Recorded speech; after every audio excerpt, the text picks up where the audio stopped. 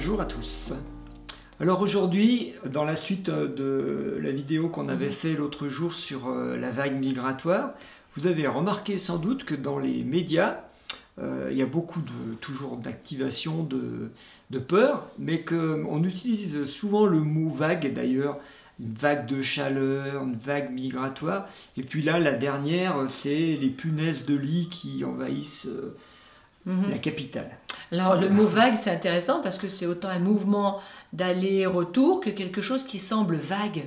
Ça fait partie d'un autre système qui s'appelle l'océan et qui a des agitations. Et là, quels sont ces effets qui nous touchent? On a parlé de la vague migratoire, on était resté vague. Et donc certaines personnes ont dit oui, mais nous, ça nous touche de près dans nos banlieues. Donc là, on va essayer à travers justement ces fameuses punaises de lit d'aborder cet envahissement avec un autre point de vue. Oui, un point de vue plus proche, parce qu'on nous a dit, ouais, vous parlez de Lampedusa, mais nous on le vit au quotidien, effectivement, et comme dans les médias, il est arrivé cette vague d'envahissement de punaises de lit, on s'est dit, on est toujours dans des symboliques de l'eau, la vague c'est de l'eau, donc des reins, symboliquement de notre territoire qui est envahi, on en a déjà parlé dans la vidéo précédente, on vous remet le lien pour ceux qui n'ont pas vu. Et cette symbolique de l'envahissement dans les reins, elle déclenche ce qu'on appelle chez nous un instinct de survie. Alors moi je reviens juste 2 secondes à ce phénomène de punaise de lit. On a bien regardé ce que c'était déjà il y a quelques années parce que on vérifie, on est dans un lieu d'accueil. Et donc c'est étonnant parce que ça nous pique la nuit sur les bras. On voit du sang, des taches de sang sur les draps et sur les bras. Et puis ça se cache sous le sommier, très loin. Et c'est la vie qui attire ça. Et donc quand on est dans le lit au repos, on n'est pas au repos, on est pris par autre chose. Nos phases de repos, on est pompé, aspiré par ces bêtes qui viennent et qui donc prennent notre énergie. Oui, puis alors elles sont d'autant plus malines qu'elles vont nous anesthésier pour qu'on ne sente pas la piqûre. Donc c'est complètement indolore. Donc la symbolique de cet envahissement, lui, il est très très caché, puisqu'il nous surprend dans notre sommeil et il fait en sorte qu'on ne puisse pas se réveiller. Notre sommeil étant l'inconscience. On n'est pas conscient des phénomènes, et tant qu'on n'est pas conscient des phénomènes, eh ben on les subit. Donc on se réveille avec cet instinct de survie qui est complètement impuissant, et c'est ça que la première symbolique qu'on va voir, qu'on a déjà vu avec la vague de chaleur, avec la vague migratoire, maintenant avec les punaises de lit. La première chose, c'est qu'on active un système, ça active chez la population et donc chez nous, un système de survie avec les surrénales, l'adrénaline, tout ce que vous voulez. On veut se défendre, mais on ne peut pas. Donc ça va nous mettre dans un système d'activation de nos surrénales et des reins, système de survie, c'est pour la survie de l'espèce, hein, et on ne peut pas lutter puisqu'on ne peut pas attraper la chaleur, la vague migratoire, on est impuissant, la vague des punaises de lit, on est impuissant, mais que faire? Il y a une peur qui est déclenchée là, les reins c'est la peur, et donc on a une peur d'être envahi, et on ne sait pas d'où ça vient, et c'est vague. Et c'est pour ça qu'il faut préciser pour avoir l'esprit clair, et voir d'où vient cette peur, qu'est-ce qui l'active, et comment on peut justement s'en sortir. Alors déjà, il faut parler de choses concrètes. Quand on active un système de survie, si par exemple vous voyez un serpent qui passe devant vous, la peur donne des ailes, vous vous envolez, vous partez en courant, et ça dure 1, 2, 3 minutes, après vous tremblez un peu, mais la peur vous a donné des ailes et vous a permis de sauver votre peau. Ça c'est le système biologique. Mais quand c'est une peur mentale, activée par des médias, des informations, comme il se passe en ce moment. Voilà, ce qui vient de l'extérieur d'ailleurs. En fait, notre système de survie, il tourne à vide, et il fatigue le corps, et ça nous fatigue.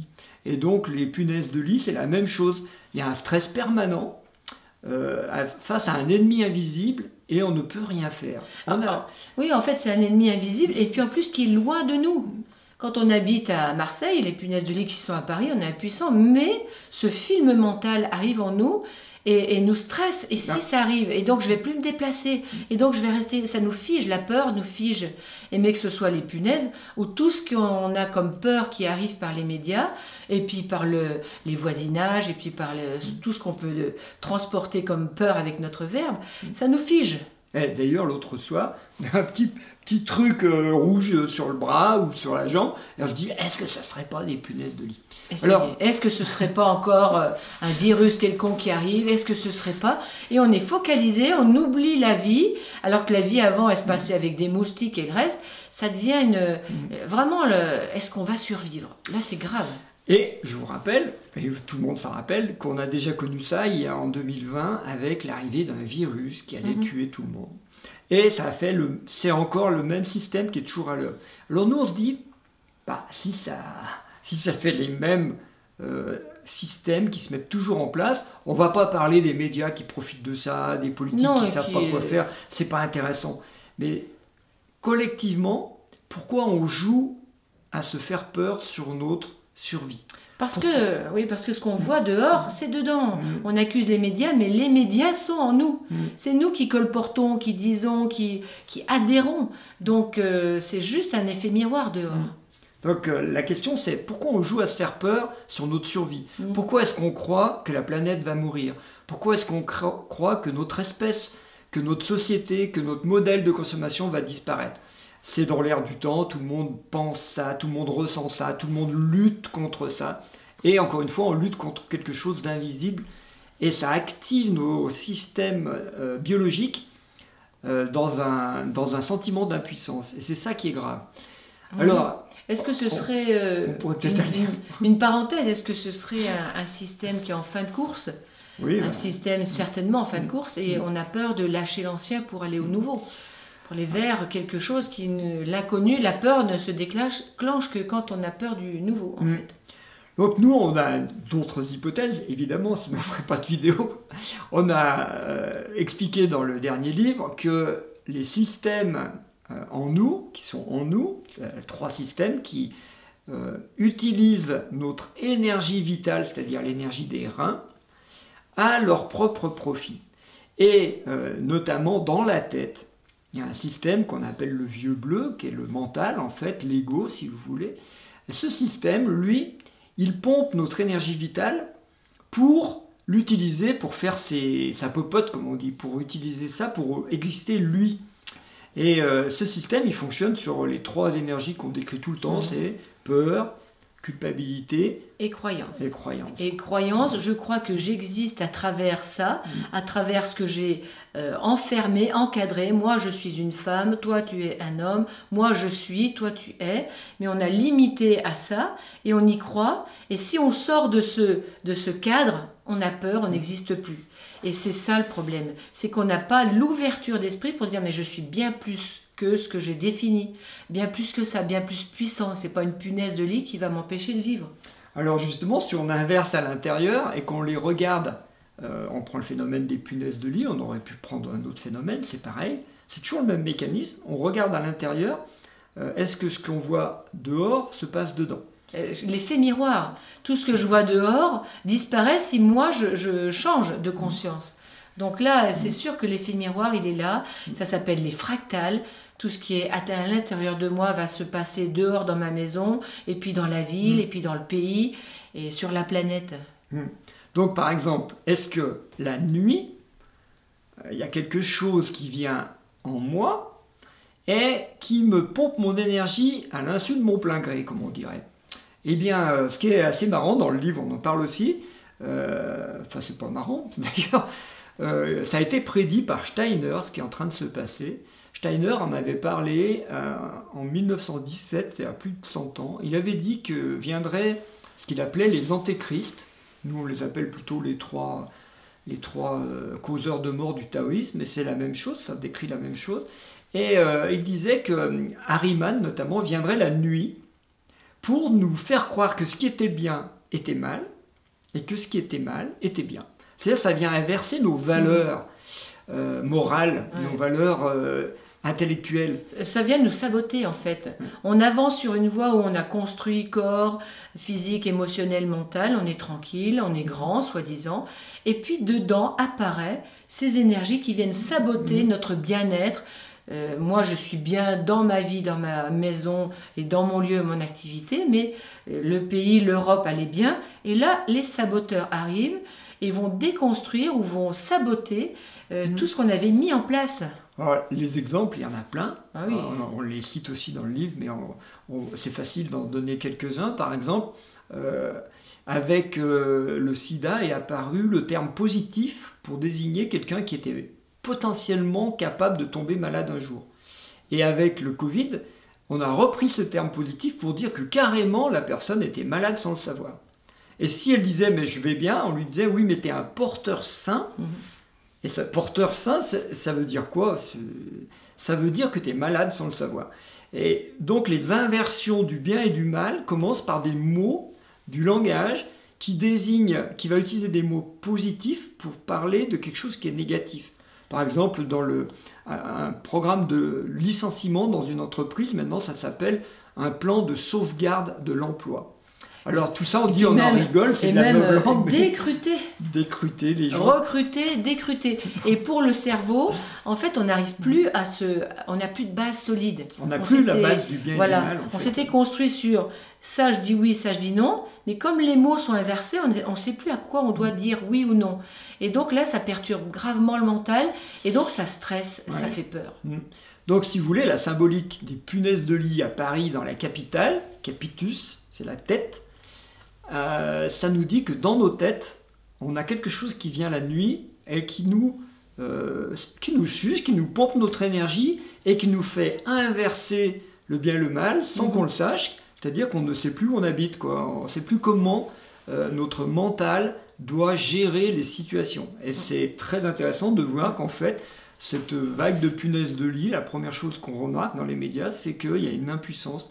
On ne sait pas quoi faire. Il faut un plan d'urgence, on ne sait pas, on raconte toujours la même chose. Il faut un plan d'urgence, il faut faire un conseil de défense, il faut faire un truc, mais ça ne sert à rien.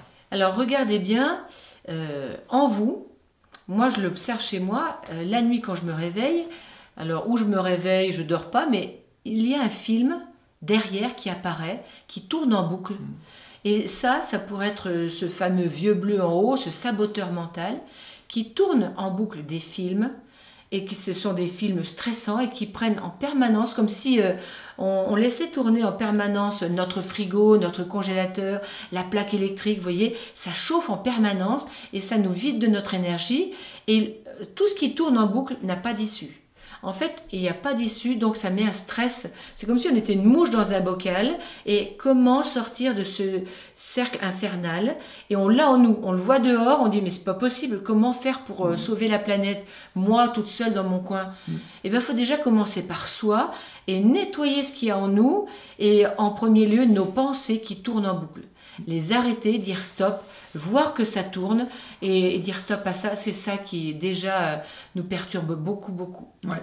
Alors ça, c'est la symbolique du vieux bleu, mais il y en a une autre qui est très très présente. On la sent plus dans la vague de chaleur, le climat, les vidéos qu'on a déjà fait là-dessus, et la vague migratoire.